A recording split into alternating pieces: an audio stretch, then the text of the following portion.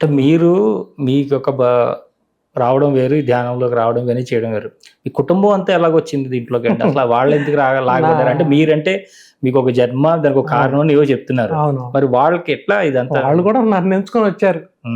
ఈ దగ్గర నా భార్య గాని నా పిల్లలు గాని యాక్చువల్గా ఏంటంటే వాళ్ళ సహకారం లేకపోతే నేను ఏమి చేయలేను.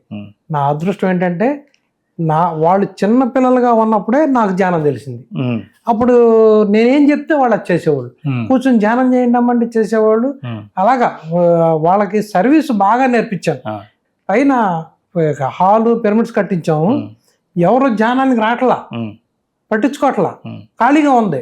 ఇదేంటి ఇలాగ ఖాళీగా ఉంది? నేను అనుకున్నాను సొసైటీకి ఇచ్చేసాను, సొసైటీలో అంత పెద్ద ధ్యానం లేదు, అందరూ వచ్చి అక్కడ ధ్యానం అందరూ అనుకున్నాను నేను. వీళ్ళు ఇంకో రకంగా అపార్థం చేసుకున్నారు.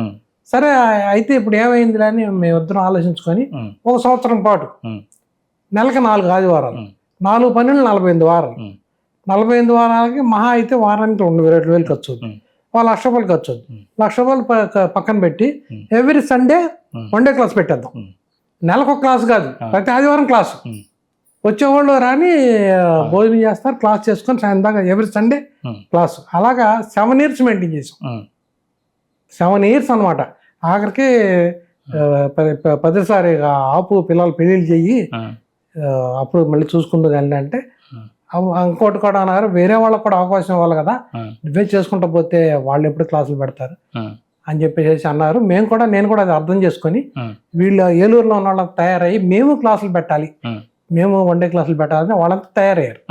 అప్పుడు నేను స్లో అయిపోయి నా పని నేను చేసుకున్నాను. పిల్లలకి సర్వీస్, అలా పిల్లలకి వాళ్ళ చేత కూరగాయలు కోపించడం, ఆదివారం కదా వంటలు వండించడం, వడ్డించటం, ఊడిపించటం, కడిగించటం అన్నీ మా పిల్లలు చక్కగా ప్రతిసారి వస్తే కూడా చక్కగా చేసేవాళ్ళు అనమాట. మా అబ్బాయి, ఈవిడ, ఆడపిల్లలు ఇద్దరు కూడా అంత బాగా మేము పండగ చేసుకున్నాం.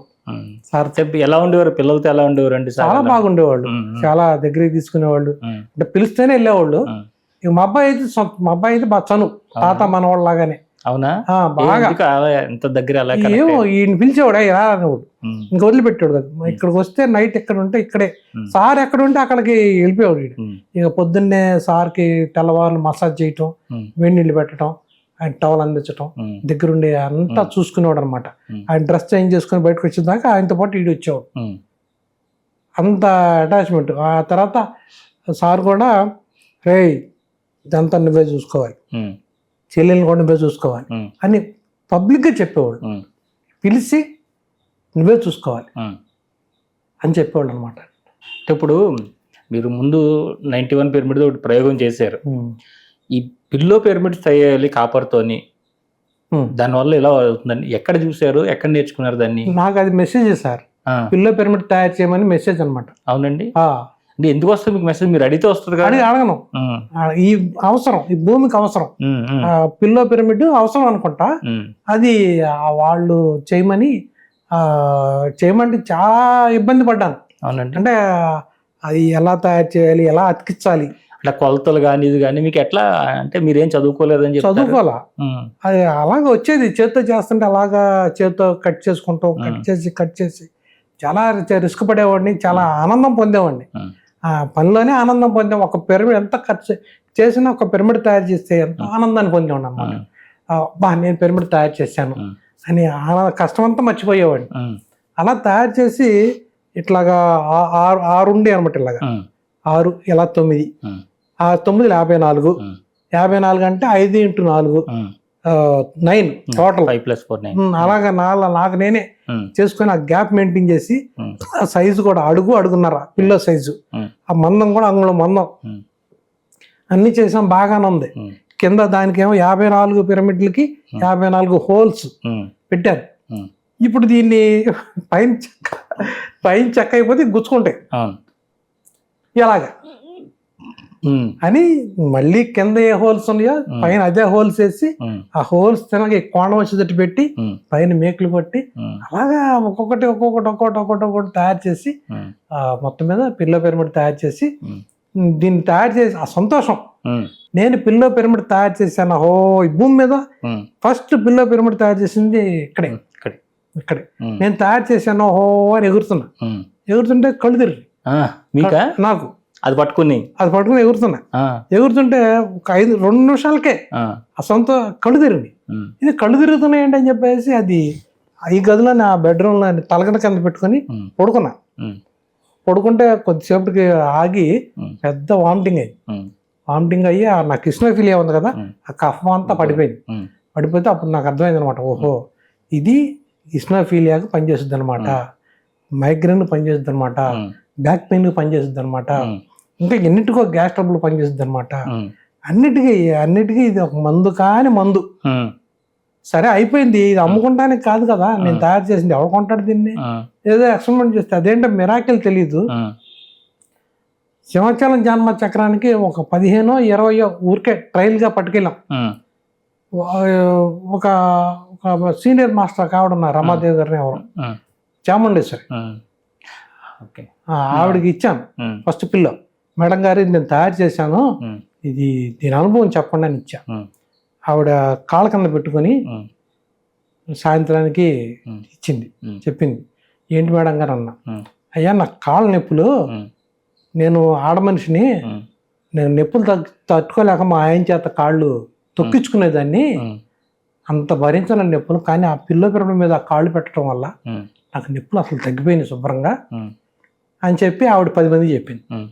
ఆ 10 మంది వచ్చి 10 పట్టుకెళ్ళి అప్పుడు సింహాచలంలో బాగా తుఫాను గాలి దుమ్ములు, హైదరాబాద్ నుంచి జర్నీ చేసి ఆ వాతావరణానికి అందరికి చలి జ్వరాలు కొద్దిగా ఉన్నారు.